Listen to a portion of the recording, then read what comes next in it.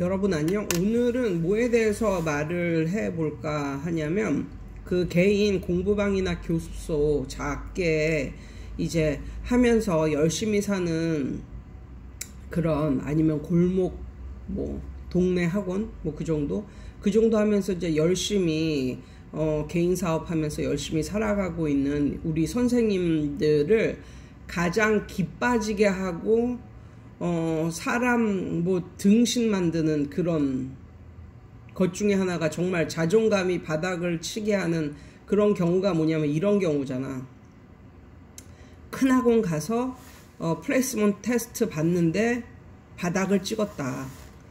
그러면서 얘가 지금 지금 이 학원에서 뭐 1년, 뭐 2년, 3년, 뭐 4년을 했는데 어떻게 큰 학원에 가서 그 반배치고사 뭐 이런 거 플레이스먼트 테스트 이런 걸 봤는데 어떻게 바닥을 찍을 수가 있냐. 엄마가 완전히 분개해가지고 학원을 쫓아오는 경우.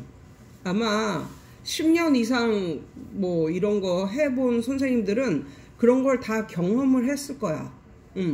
그러면 어떻게 되냐면 선생님은 완전히 죄인이 되는 거지. 죄송합니다 뭐 이러면서 선생님은 완전히 죄인이 되고, 그 다음에 뭐 학부모는 기고만장해가지고 마치 죄인 다루듯이 여태까지 뭘 가르쳤길래 저 학원 가서 시험을 봤더니 이렇게 바닥을 찍었냐 뭐 이런 식으로. 그러면 선생은 죄인이 되고 완전히 무슨 원고 앞에 피고처럼 뭐 이런 식으로 앉아있고, 판사 앞에 원고가 아니라 판사 앞에 피고처럼 이렇게 앉아있고 뭐 이런 경우 정말 자존감이 땅바닥을 찍으며 뭐 이런 경우 있잖아. 근데 뭐 아무 말도 못하는 거야. 왜냐면 아이가 그 성적을 제대로 받지 못했으니까 그게 마치 본인의 잘못인 것 같고. 이런 경우 어떻게 하느냐는 거지. 이런 경우 나 같은 경우는 어떻게 하냐면 그 부모님께 이렇게 말씀을 드려. 어떻게 말씀을 드리냐면, 일단 동네 학원을 다니는 아이들은 보통 편하게 완전히 막 스파르타로 막 이렇게 하는 게 아니라 좀 편하게 그렇게 공부를 하기를 원하고 좀 마음이 좀 여린 이런 아이들이 많다고. 그래서 이렇게 좀 보살핌을 받으면서 뭐 하고 싶어하는 이런 그런 게 굉장히 많단 말이야. 그래서 그런 애들은 애들이 막 바글바글한 이런 학원도 싫어하고 애들이 별로 잘 안 다니면서 자기를 좀 생각해 주기를 원하고 뭐 이런 경우란 말이야. 물론 공부력도 그렇게 대단하지 않은 애들이 대다수지. 그렇기 때문에 어떻게 말씀을 드리냐면, 보통 큰 학원 같은 경우는 초등학생일수록 더 빡세. 그러니까 어떻게 되냐면 초등학생 정도면 2, 3년은 그냥 선행을 해. 2, 3년 정도는 그냥 선행이야. 차라리 고등부로 갈수록 애들이 점점 더 못하는 애들이 들어오고 선행을 안 하는데, 초등부는 정말 빡세게 선행을 한다고. 그러니까 2, 3년 정도는 보통 선행을 하는 거야. 큰 학원 같은 경우는. 초등일수록 더 빡세게 선행을 해. 그러면서 초등부를 이끌어 나가는 부모님도 그렇고 선생님도 그렇고 어떻게 생각을 하냐면, 애들이 어릴 때 잘 모를 때 뭐 스트레스도 안 받고 스트레스가 뭔지도 모르고 그냥 그럴 때 그냥 빨리빨리 좀 밀고 나가보자. 괜히 이제 중학교 올라가서 사춘기 겪고 막 이러면은 그때 되면 이제 공부하기도 싫어지고 뭐 이러니까 사춘기 되기 전에 빨리빨리 진도 빼자 뭐 이런 식으로 생각하는 경우가 많거든. 어떻게 보면 그것도 뭐 맞는 것이고. 그래서 초등학교 때는 정말 2, 3년 이상 선행을 뺀단 말이야. 그러니까는 그걸 그 부모님께 알려주라고. 그런데 선생님 학원에서 그 아이가 엄청나게 뛰어나서 2, 3년 선행을 한 게 아니잖아. 그냥 자기 학년 거 겨우 하거나 아니면 뭐 똑똑한 아이라면 한 뭐 1년 정도? 1, 2년? 뭐 그 정도 선행을 한 거지. 뭐 엄청나게 막 빡세게 막 2, 3년 선행을 한 아이가 아니란 말이야. 보통 잘하고 정말 이렇게 작은 학원 다니면서도 애가 똑 부러지고 잘하고 이래가지고 그냥 2, 3년 선행을 팍팍 했다면 큰 학원 가서 이렇게 못 볼 리가 없겠지. 근데 이런 거 있잖아. 자기 아이의 하는 거는 생각 안 하고 그냥 큰 학원을 동경하는 그런 부모님들이 있는데, 그러면은 이제 여기서 한 3, 4년 막 2, 3년 이렇게 다녔는데 큰 학원 가서 시험 봤는데 이제 못 봤다 하면서 빈정상하게 말하고 막 선생을 무슨 죄인 다루듯이 하고, 그럼 짜증이 나는 거야. 엄마도 짜증이 나고 이제 선생도 짜증이 나는데 그때 그렇게 말을 하라고.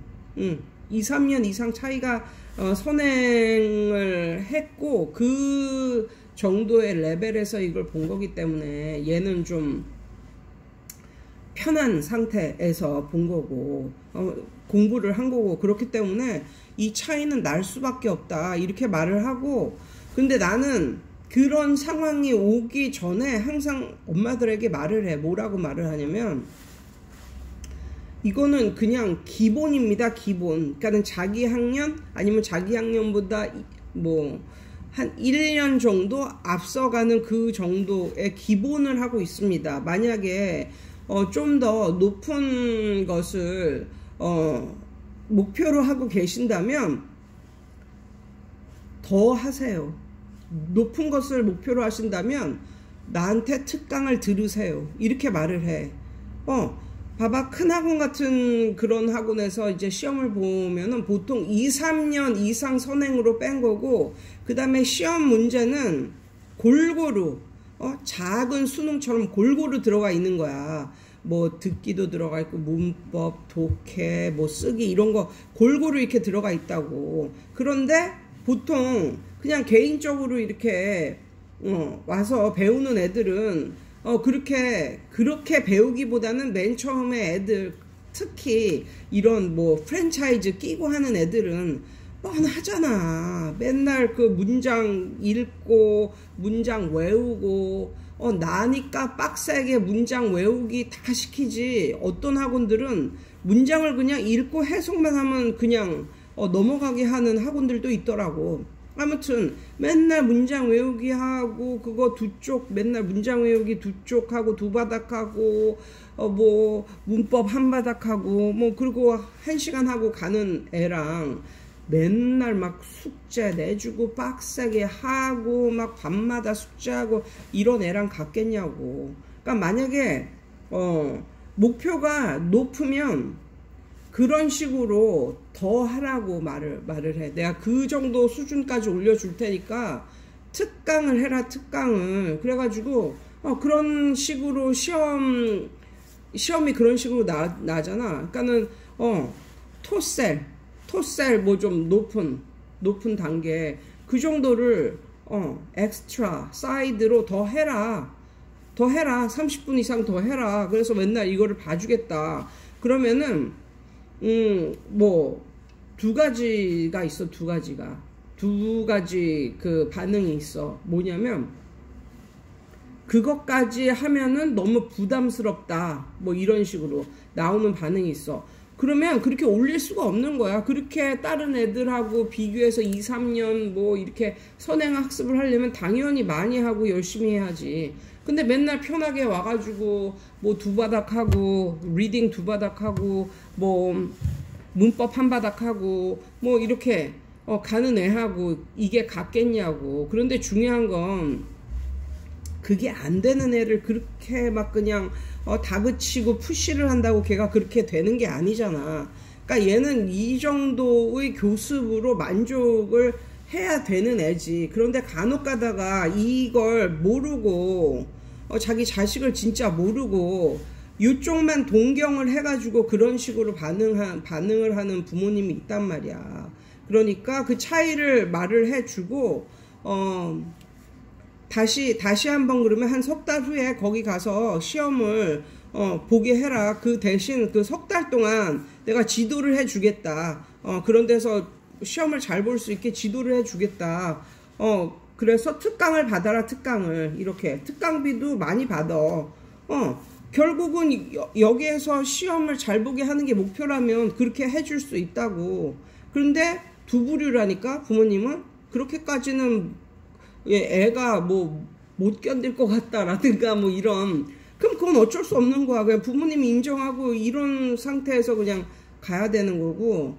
그 다음에 두 번째는 그러면 한번 해보자 이렇게 하는 부모님이 있어. 그럼 그렇게 해보는 거야. 그런데 중요한 거는 맨 처음에는 막 하겠다고 하는데 점점 가다가 이게 너무 빡세가지고 애가 못하겠다고 하는 거지. 그럼 어쩌겠어. 그것도 부모님이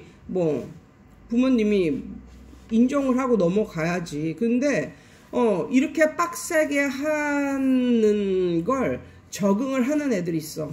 그런 애들은 큰 학원을 다니건 작은 학원을 다니건 잘해. 잘해. 그래서 뭐 공부 욕심도 있고 이런 아이라서 잘해. 그럼 결국은 그 큰 학원에 가서 그 테스트를 볼 때도 대부분은 잘 보게 되어 있어.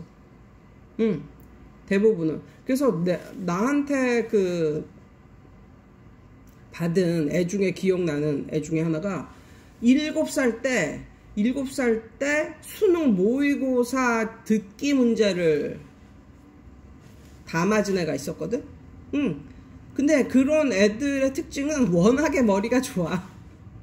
워낙에 타고난 게 있어. 타고난 게 그냥 넌 공부를 해라 로 타고난 그런 애들이라고. 그러니까 그런 애들은 정말 가르치는 맛도 나고 똑똑하고 아주 잘하지. 그러니까 그런 애들이 작은 학원에서 공부한다고 뭐 공부 못하고 큰 학원에서 공부한다고 공부 잘하고 그런 건 아니거든. 그러니까는 타고난 애들이 있다. 이 타고난 애들은 작은 학원에서 해도 잘한다. 그 다음에 두 번째, 이 아이를 좀 목표를 높이 하고 싶으면 선생님과 의논을 해서 선생님과 의논을 하고, 아니면 엄마가 그렇게 말하기도 전에 이 애가 어느 정도 잘할 수 있는 애다 하면은 선생님이 먼저 어머니들께 제안을 해. 특강을 받으시라고. 특강을 받고 그걸 갖다가 견디면 나중에는 잘할 수 있을 것이다 라는 것을 말해 드리고, 그게 아니라면 할 말이 없는 거야. 자기 자식이 맨날 와가지고 두 쪽 겨우 외우고 뭐 한쪽 겨우 풀고 1시간 내내 이렇게 하고 갈 수 있는 학교밖에 못 가는 애를 뭐 이상만 높다고 뭐 서울대를 누구나 뭐 거기에 들여보낼 수는 없는 거잖아. 그래가지고 만약에 이런 일이 있다고 치면은 선생님들도 저처럼 이런 식으로 한번 그 말씀을 해보시고, 선생님들도 애를 가르치면서 느끼는 게 있잖아요. 그러니까 엄마가 말하기 전에 좀 똑똑하거나 뭐 이런 애들이 있다면 오히려 선생님들이 이런 애는 좀 더 큰 학원에 가서도 충분히 할 수 있도록 충분히 잘 할 수 있도록 좀 실력을 좀 갖추게 하자라고 하고 더 시키는 거지. 더 시키고 물론 더 시키는 거에 대한 대가는 당연히 받아야지.